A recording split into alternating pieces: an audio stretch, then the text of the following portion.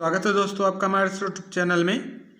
आज हम UP board के इंग्लिश पोएट्री के लेसन 3 को पढ़ेंगे, जिसका नाम है the voice of the rain, जिसको वाल्ट व्हाइटमैन ने लिखा है। ठीक है, आइए अबाउट द पोएट के बारे में कुछ जान लेते हैं, फिर आगे हम देखते हैं। Walt Whitman was an American poet.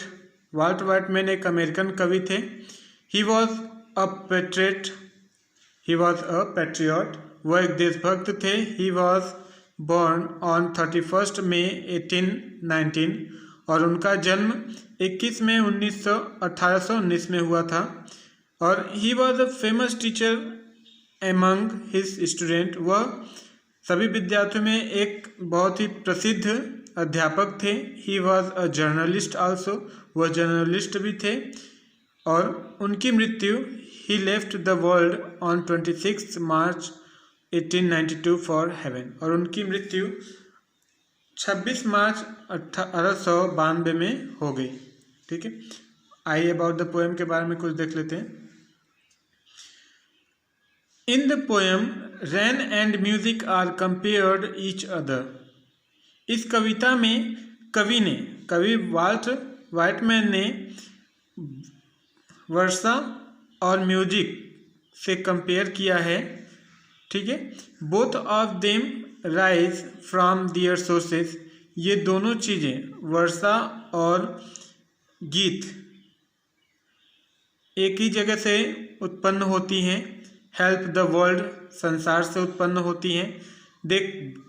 They come back to their resource to make them beautiful and pure. और उसके बाद वो पुनः अपने उन उत्पत्ति के स्थान पे चली जाती हैं और उसे शुद्ध और सुंदर बनाती हैं।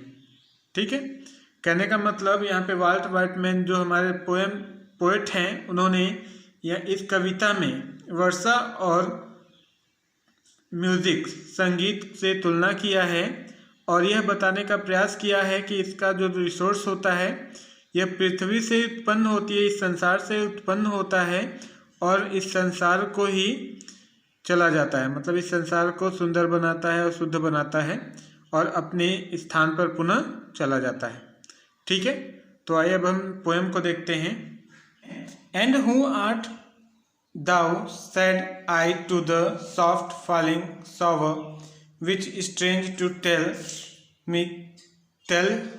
Give me an answer as there translated.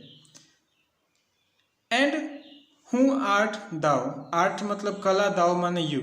ठीक है, तो यहाँ पर कवि जो हैं वाल्ट व्हाइटमैन, हमारे जो कवि हैं, वो पूछते हैं कि हु आर्ट दाउ, तुम्हें किसने बनाया। Said I to the soft falling voice, मैंने उस धीरे धीरे बरसती हुई उस वर्षा से पूछा कि तुम्हें किसने बनाया, तुम हो कौन।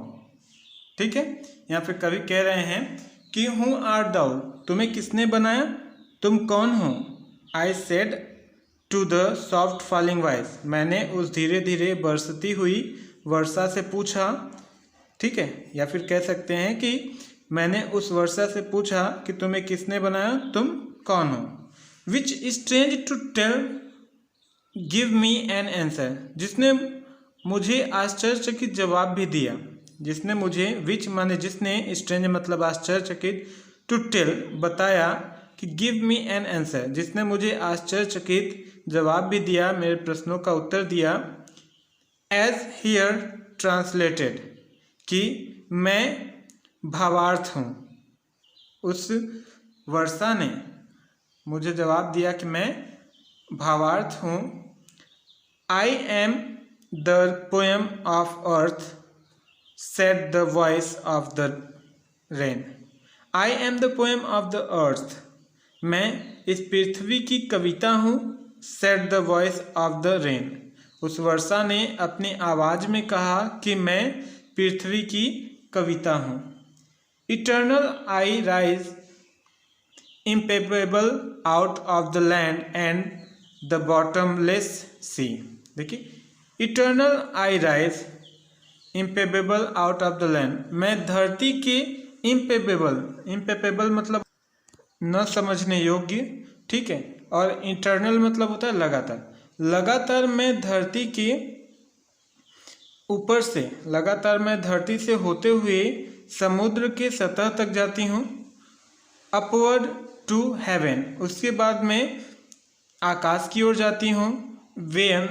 वेंस, जहाँ वेगुली फॉर्म, जहाँ पर मेरा जो कलर है, जहाँ पर मेरा जो कलर है, रंग है, वो वेगुली फॉर्म धुंधला हो जाता है। ऑल टुगेदर चेंज्ड, धुंधला हो जाता है। एंड एट द सेम, लेकिन फिर भी मैं सेम ही रहती हूँ, वैसी ही रहती हूँ, एक जैसी रहती हूँ। ठीक है, कहने का मतलब मैं धरती से होते हुए समुद्र में मिलती हूँ, उसके बाद समुद्र से मैं आकाश की ओर जाती हूँ, जहाँ पर मेरा जो रंग है वो धुंधला हो जाता है, लेकिन मैं एक जैसी होती हूँ। ठीक है, आगे हम देखते हैं। आप I descended to lave the drought atomic dust layer of the globe, और मैं धरती के, ग्लोब्स मतलब होगा धरती। आई डिसेंडेड, डिसेंडेड मतलब होता है इकट्ठा करना। आई डिसेंडेड टू लावा, लावा मतलब होता है नहलाना। लेव होगा, लेव मतलब होगा नहलाना या फिर धुलाना। आई डिसेंडेड टू लेव द ड्रॉट, मैं सूखे जमीन को या धरती को नहलाती हूँ। एटॉमिक डस्ट लेयर्स, और धूल के परतों को नहलाती हूँ। इसको देख लीजिए फिर से। कहने का मतलब मैं धरती के सभी चीज़ों को, सूखे हुए चीज़ों को और धूल के परतों को नहलाती हूँ। एंड और all that in them without me were seeds only, और वो सभी चीज़ें जो धरती पे पड़ी रहती हैं, सूखी पड़ी रहती हैं, वो मेरे बिना। And all that in them without, वो सभी चीज़ें मेरे बिना वर सीड्स ओनली, केवल एक बीज के रूप ही होते हैं, मेरे बिना केवल बीज होते हैं। लेटेंट अनबॉर्न मतलब एक बिना उत्पन्न हुए बीज होते हैं। एंड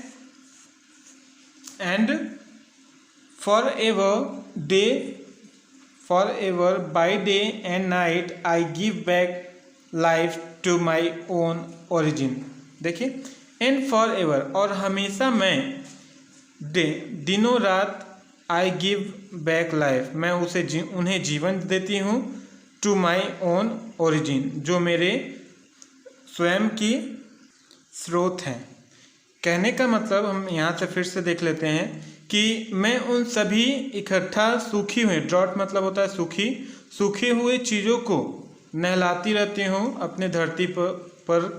ठीक है, मेरे बिना वो सभी चीज़ें क्या इसके समान हैं? एक बीज के समान है, केवल एक बीज के समान है जो उत्पन्न नहीं हुए हैं, और मैं हमेशा दिनों रात उन्हें जीवन देती हूँ, जो मेरे लिए क्या है? ओरिजिन है। ओरिजिन मतलब स्रोत हैं। ठीक है, आगे देखते हैं। एंड फॉर एवर, आगे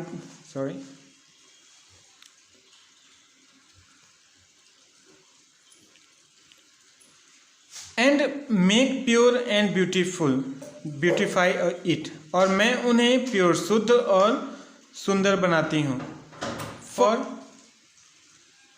for song issuing from its birth place after fulfillment, wandering, wrecked or unwrecked dully with love returnest। देखिए, फॉर सॉन्ग, क्योंकि गीत अपना कार्य पूरा करने के बाद, बर्थ प्लेस, क्योंकि गीत अपना कार्य पूरा करने के बाद, फुलफिल मतलब होता है पूर्णतः या पूरा, क्योंकि गीत अपना कार्य पूरा करने के बाद पुनः घूम फिर कर उचित समय पे या उचित जगह अपने घर वापस लौट आता है, जहाँ से उसकी उत्पत्ति हुई रहती है। ठीक है, ये हमारा पोएम ख़त्म हुआ। Okay, bye.